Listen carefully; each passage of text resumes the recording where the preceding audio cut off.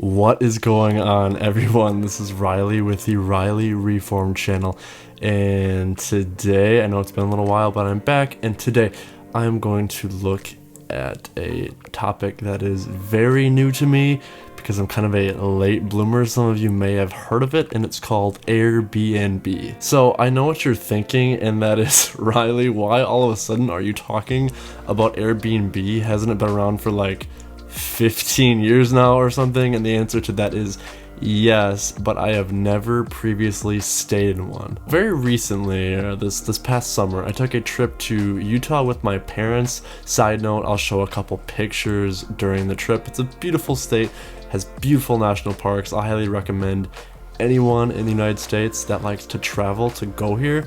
But anyway, so I stayed in Utah with my family, and I stayed in 3 total Airbnbs, and 1 with my girlfriend back home, and then since another one with my family as well. So I've stayed in quite a few Airbnbs at this point, so I kind of wanted to give my general thoughts on the service as a whole. So as a lot of you know, I recently graduated college, and since now I'm kind of paying for a fair share of the family vacations now, I also wanted to say as to like how that money was spent. So I looked into hotels and the locations that we were staying at in Utah, or kind of planned to stay at, and not gonna lie, they were very, very pricey, almost too pricey, especially in the post-COVID era. But I remembered seeing a bunch of ads for Airbnb, so I wanted to check some out for myself. So I created an account on Airbnb and kind of searched for locations that kind of fit our needs, with the national parks in the certain vicinity that we're looking at. And I found some great places for sometimes a third to a half of the price, shaved off of the price, similar to hotels in that area, which, if you think of it, can save you hundreds if not thousands of dollars over the course of a whole trip. So the point of this video is to discuss my personal experiences in the now 5 total Airbnbs that I've stayed at, kind of just discuss my thoughts, kind of things to expect when you stay in one, and maybe even ways that certain Airbnbs can improve. This is obviously not a review of all Airbnbs, this is just my own experience. So now let's discuss my Utah trip with my family. So first, we stayed at an Airbnb in Las Vegas because that's where we were flying into, and then to drive into Utah once we flew into Vegas.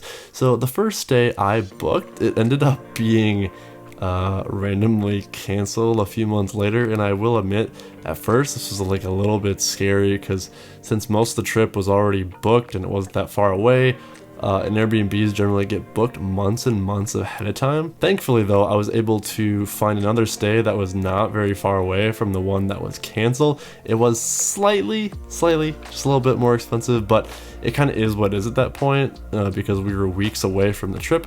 So the Airbnb was actually built in somebody's garage, so they lived in the main part of the house, kind of like the house, and then the garage they fixed up into the Airbnb, like added 2 bedrooms, and then they rented out. So since we were in Vegas, which is in the middle of a desert in the middle of the summer, it was obviously very, very hot. So when we got to the house, it was about 8 p.m. My family and I were exhausted, so we just wanted to relax and then go to bed. But the air conditioning was not on when we got there. So for about maybe the first hour, it was very miserable and uncomfortable.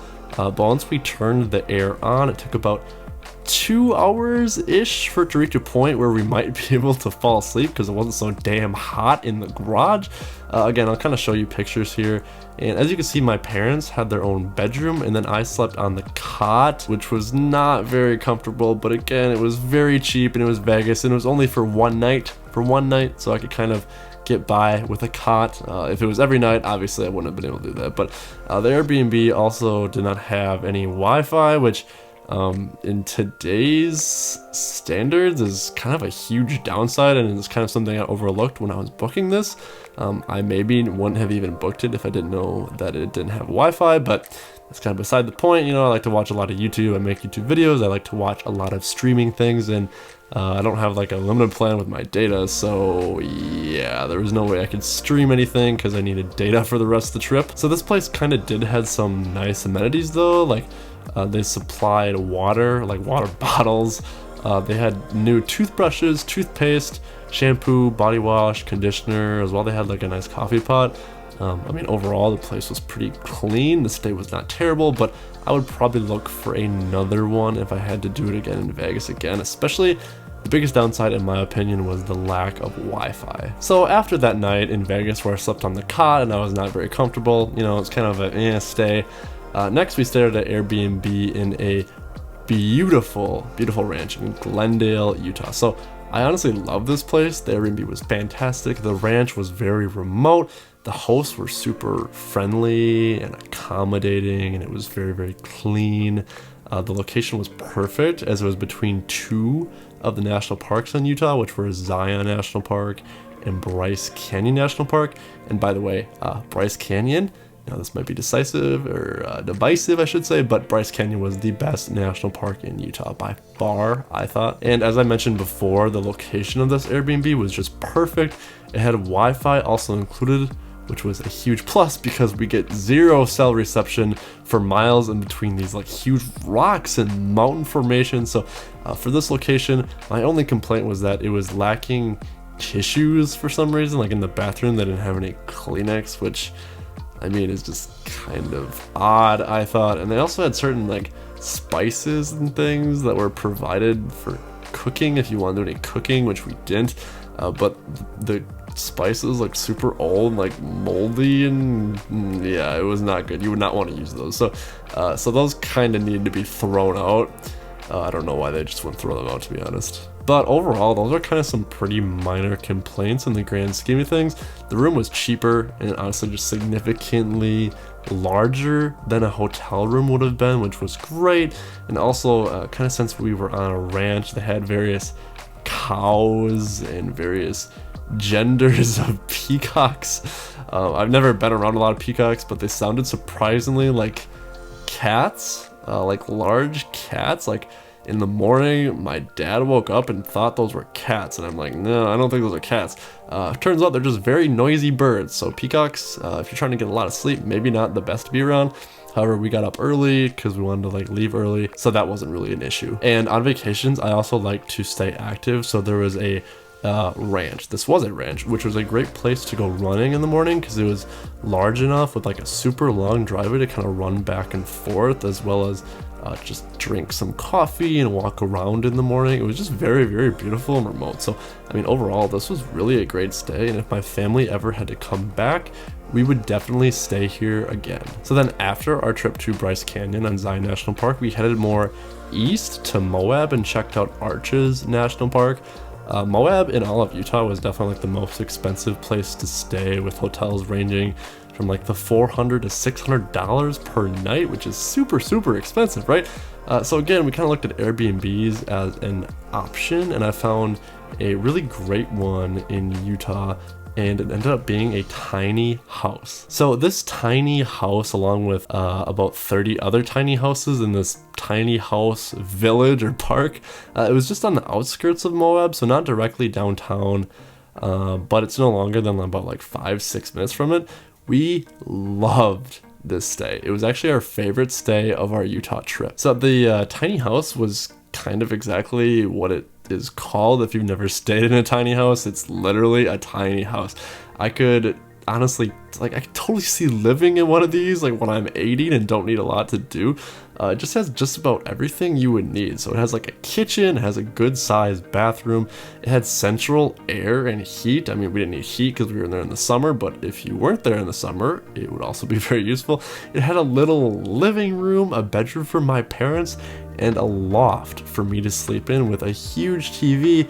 Oh, it was great. Where I could kind of like watch Netflix and fall asleep for the 2 nights that we were there.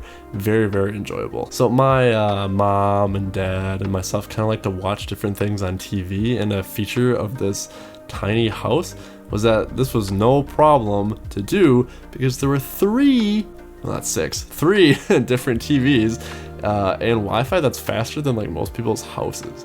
So there was 1 TV in the living room, there was 1 TV in the loft, and then there was 1 TV in the back bedroom. Again, I'll kind of show pictures, but the amenities in this tiny house were very well thought out, and for like a reasonable price as well. So it really had everything you could possibly need in an Airbnb. Oh, and something else I wanted to mention, when we first got there, they had like these 3 giant cookies to eat that were really big enough to be a meal. Like seriously, they were that was a very nice touch for sure. And they also had a notebook with people's previous stories on their stay, kind of like where they went and what they did, which was very fun to read and then add to ourselves. So yeah, if you're in the neighborhood and you need a tiny house, we would definitely recommend anybody to stay in a tiny house. So again, this is just a review of the Airbnbs. I'm not going over my entire family trip to Utah, but that is kind of all the Airbnbs we did stay at in Utah. Because once we were done with the tiny house, we headed back to Vegas to fly out the next morning. So since the trip to Utah, however, I did stay in 2 more Airbnbs since then. So I stayed in another one in the Wisconsin Dells with my girlfriend, which is like the water park capital of the world, which, you know, I mean, take that for what it is, I suppose. But I did want to discuss that quick. So this Airbnb, I know air, it's just kind of like air, and then B&B stands for like bed and breakfast, air, bed and breakfast. Some people get that confused because most of these aren't actually like bed and breakfasts where you stay in someone's house almost and they serve you breakfast. But this Airbnb that I stayed at with my girlfriend was an actual bed and breakfast, and it was my first experience in a bed and breakfast, and I have nothing but positive things to say about it. So the stay opened this year in 2022, so it was very, very new. The rooms and bathrooms were spotless. I mean, it was so clean. They were made and they made some like the best breakfasts I've ever had, with everything from like homemade bagels to homemade muffins and homemade cookies. Everything's homemade, made from scratch. These people really put in a lot of effort. And to be honest, I didn't have enough good things to say about this place. And overall, I would say this was the most complete Airbnb experience that I've had, and the most complete stay at a place that wasn't my house or somebody that I knew that I've ever been in. Like the hosts of the Airbnb were super willing to assist with anything, going above and beyond, like giving myself and my girlfriend a list of attractions around the area, giving us a like to-go box of cookies to take home when we left, or even offering to show us around the property and everything that they offered. Like they also offered trails in the back of the Airbnb, so the Airbnb itself was kind of remote, and then behind they had walking trails and hammocks set up, so you kind of just like go and lay and relax in the woods, and it was just so perfect. I loved it. I'll throw up these Airbnbs to the description, and then you can click it and see where I stayed. So it's very, very cool. Since then, I also have stayed in one other Airbnb, which was in Eagle River, which is very north Wisconsin. If I haven't mentioned this, I do live in Wisconsin. I have an accent, maybe you've noticed, I'm not sure. But anyway, so this Airbnb was in Eagle River, and it was kind of meant to just go visit some family and stuff. A very, very nice experience, right? So we did that, and the Airbnb here, it was a house, so there was nobody living in the house, nobody else. It wasn't a bed and breakfast. It was, we get there, we're in this house. It's a full-size house too. It's an older house, you know, the houses where you walk in and there's like some sort of like a porch, a patio, which was really nice. Like in the morning, I usually woke up before my parents. My girlfriend was there, so we would just sit out there and have coffee, kind of just relax and wake up. And then they also provided like some snacks when we got there too, which was definitely a bonus. And it was downtown, and it was very, very beautiful. The house was cool. It was a little pricey though. That was something I was gonna note, is that it was just kind of pricey, I thought, compared to like other hotels, or comparing it to different things in the area. I mean, it might be comparable for the area, but overall, like for Airbnbs, it was almost just as expensive as like Utah, and I would expect Utah to be more expensive than my home state, I guess, but that's just the area. It was a tourist area though as well. And one thing about this Airbnb is that we could take dogs, so we brought my dog with for the weekend too, which was very, very fun. So yeah, that was kind of the Airbnb. I left a review for it, and I was happy with it, except it was a little pricey, I would say. But other than that, we did have great experiences with Airbnbs. But yeah, so that kind of rounds up all my experiences that I've had over the last few months traveling and staying in 5 different Airbnbs. So which is kind of crazy, because 6 months, so like 5-6 months ago I haven't stayed any. So this is by no means, like I said, representative of the entire platform. Airbnb is huge. I stayed in Airbnbs in 2 different states, and they're in not only in all 50 states, but they're also in different countries. So please don't treat it as a review of the entire website. This is what I experienced. So just please treat it like that. I just kind of want to share my experience, and one thing with my YouTube channel is I just want to share things that I've done, things, you know, that could maybe help other people. So, you know, including the good, the bad, in which there was very little bad about Airbnbs, and maybe just some things that the hosts themselves could improve on. So I did want to mention that. Yeah, just please take these experiences to help guide you when you're on your next vacation.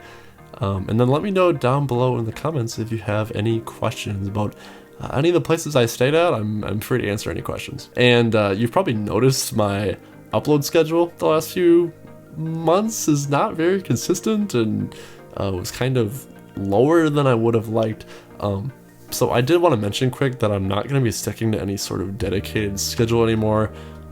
Honestly, some personal things kind of just get in the way, and I don't want to burn myself out trying to stick to any sort of upload schedule. So I'm really just going to record and upload when I want to, you know, making the content as I feel I can make it. I don't want to feel rushed.